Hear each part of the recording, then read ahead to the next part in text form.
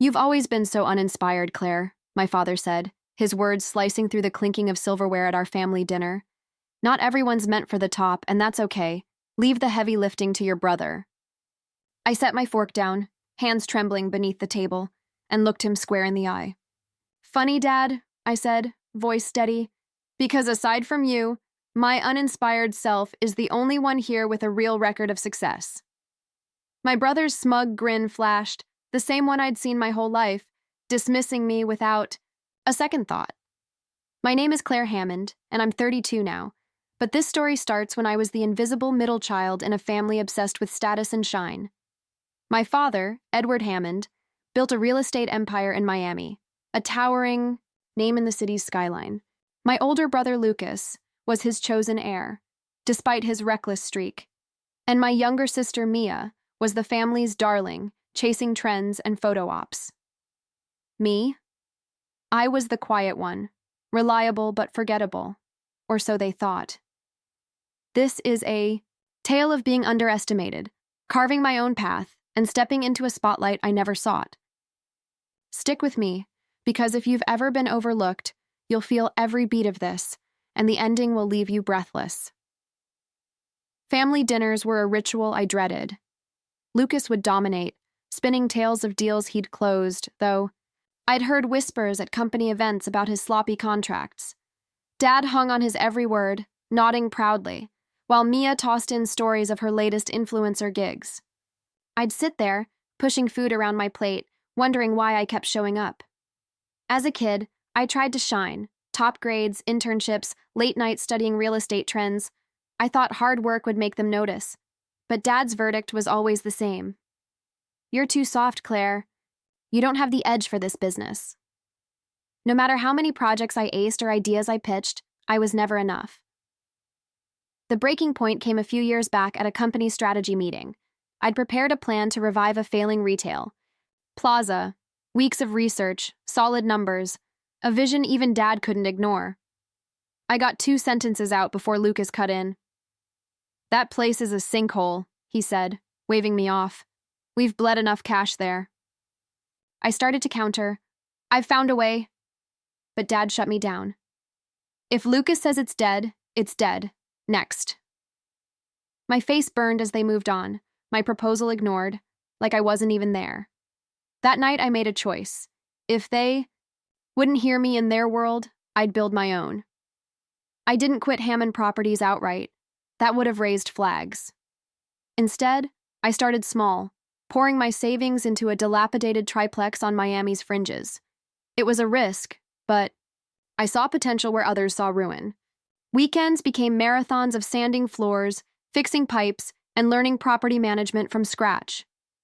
When I sold it a year later, the profit was modest but mine. It lit a fire. I met Nina Alvarez, a sharp real estate investor, through a colleague. Nina was my kind of partner, driven, savvy, and unafraid to challenge the old guard. We clicked instantly, and together, we built something unstoppable. Under the name Alvarez & Co., we snapped up overlooked properties, warehouses, strip malls, old condos, and turned them into gems. By 30, our portfolio was a quiet powerhouse. Apartment complexes, sleek offices, trendy retail spots. We weren't just making money, we were outpacing Hammond Properties in corners they'd dismissed. Each deal was a silent victory. Proof I was more than the shadow my family saw. One night, as I reviewed budgets, Nina dropped a coffee on my desk. "You're relentless," she said, grinning. "Even robots take breaks." I laughed, sipping the latte. "Can't stop. These numbers are too good. I'm already eyeing a warehouse by the port." Nina raised an eyebrow. "Let me guess. Ignored by everyone, but you've got a plan to make it gold?" "Exactly," I said. "The kind of place Dad and Lucas would scoff at." She leaned in.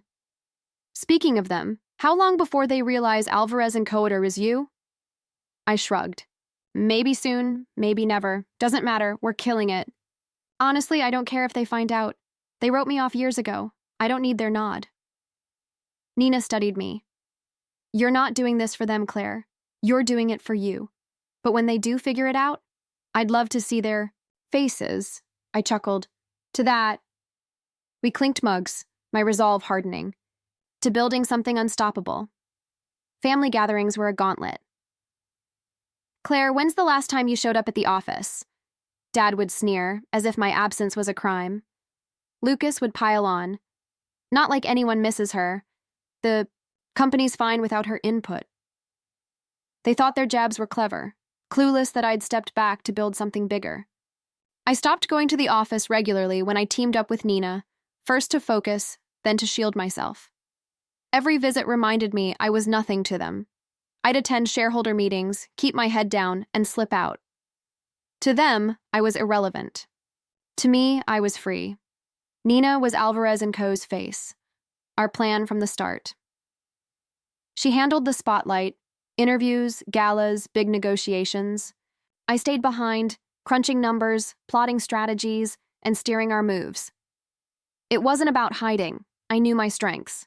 Nina's charisma won hearts. My brain won deals. To the world, Alvarez & Comer was her baby, a rising star led by a bold woman with a knack for undervalued properties. Investors loved her, rivals envied her, and the media ate up her story. No one knew I was the engine, and I liked it that way. My name wasn't on the website, my face wasn't in reports. Claire Hammond was just a shareholder in her family's empire, a nobody in both worlds. Even Dad and Lucas saw Alvarez & Co. as a minor player, not worth their time. They'd never suspect I was behind it. The irony was my shield, letting me thrive in their blind spot, but I knew it couldn't last. The bigger we grew, the brighter the spotlight. One day my worlds would crash. The Miami Real Estate Gala was the kind of event Dad and Lucas lived for.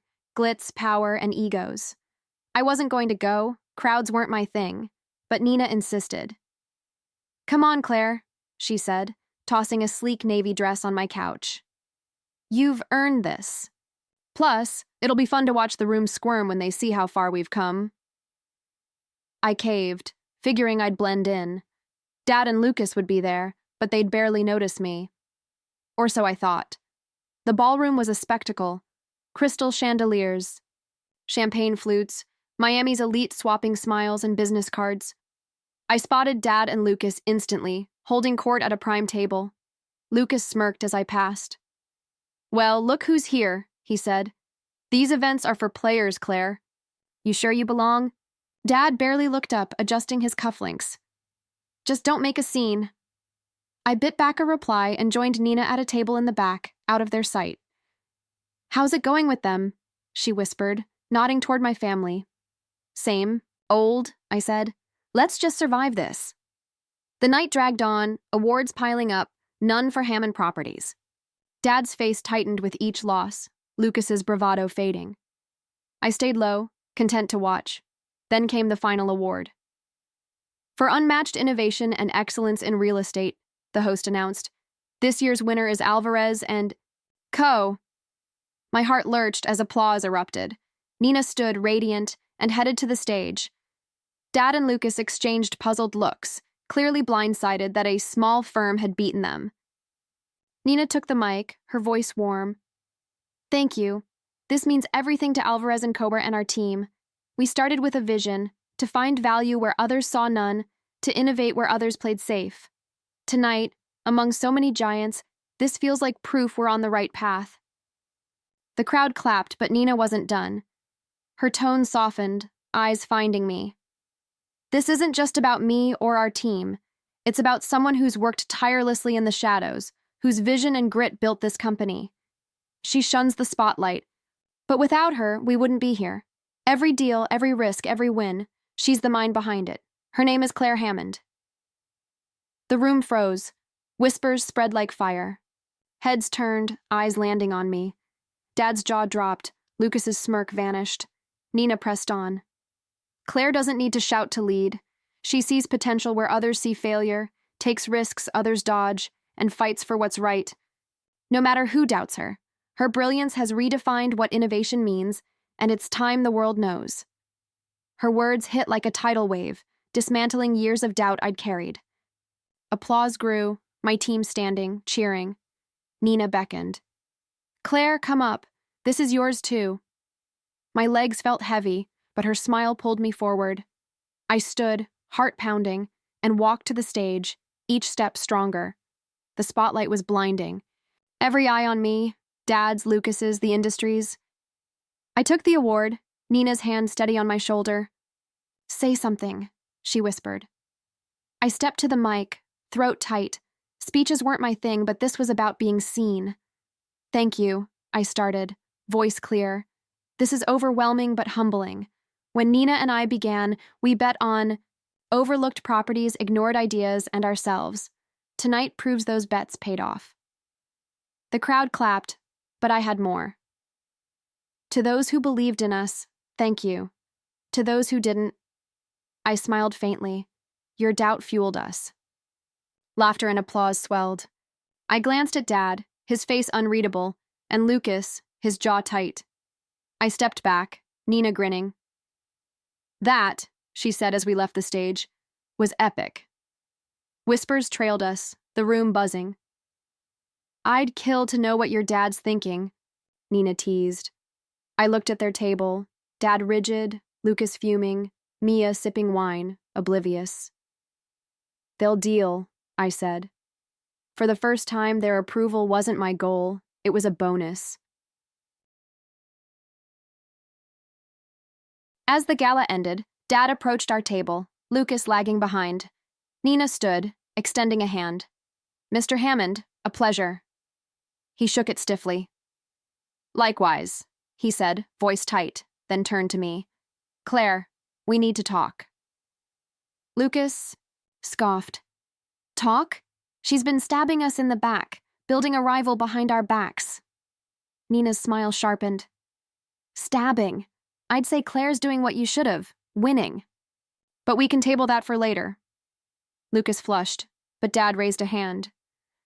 "Enough. Claire, outside, please." On the terrace, Miami's skyline glittered. Dad gripped the railing, silent, tension in his frame. Finally, he spoke. "I didn't..." "No," he said, voice low, heavy with something. Regret, maybe. "I had no idea you could do this." I crossed my arms. "That's because you never looked. You and Lucas were too busy brushing me off to see what I was building." He sighed, staring at the city. "I thought I was sparing you." "Sparing me?" I snapped. "From what? Proving you wrong? Showing I'm more than you thought?" He faced me, eyes earnest. "From crashing. This business chews people up. I didn't think you had it in you." I laughed, sharp. "What didn't I have? Guts? Brains? Drive? What?" His silence stung, old wounds flaring. Then he shook his head. I was wrong. Tonight proved it. Days later, Dad requested a meeting at my office. He arrived, suit crisp, briefcase in hand, Nina waiting in our conference room. He got straight to it, sliding a folder across. "Claire, Nina, I've talked to the board. We want to acquire Alvarez & Co. Your vision would strengthen Hammond. Properties." Nina glanced at me, cool. "Generous, Mr. Hammond, but Claire should speak first." Dad looked at me, expectant. I didn't touch the folder. "No," I said flatly. His brow furrowed. "Claire, at least..." "No," I cut in, calm but firm. "I've fought too hard for this, something that's mine. I won't trade it to return to a place that ignored me for years. I'm free. Now, Dad, and I'm staying that way." Silence hung heavy. Nina's faint smile backed me. Dad sat back, at a loss. He couldn't argue, couldn't buy my loyalty. Finally, he stood, closing the folder. "I underestimated you, Claire," he said softly.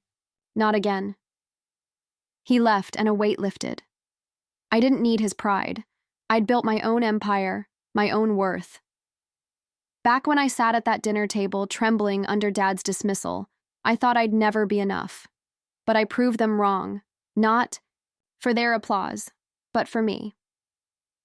Claire Hammond wasn't just Edward's daughter. She was a force, reshaping Miami's skyline, free to lead on her terms.